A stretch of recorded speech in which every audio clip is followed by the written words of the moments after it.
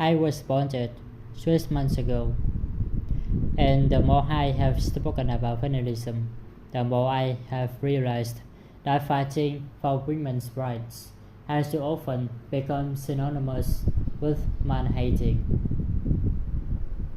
If there is one thing I know for certain, it is that this has to stop.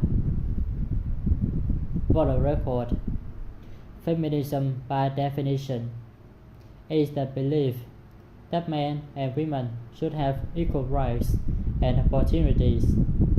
It is the theory of the political, economic, and social equality of the sexes. I started questioning gender-based assumptions a long time ago. When I was 8, I was confused to being called bossy because I wanted to regret the place I was born our parents, but the boys were not. When at 14, I started being sexualized by certain elements of the media. When at 15, my girlfriends started dropping out of their sports teams because they didn't want to appear muscly. When at 18, my male friends were unable to express their feelings. I decided that I was a feminist, and this seemed uncomplicated to me, but my recent research has told me that feminism has become an unpopular word. Women are choosing not to identify as feminists.